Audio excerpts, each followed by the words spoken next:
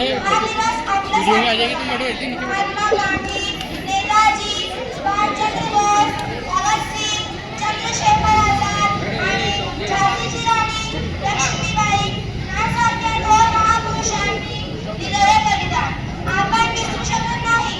आज आपण मोकळ्या आकाशाखाली श्वास घेतो, शाळेत शिकतो, आपली मते मांडतो.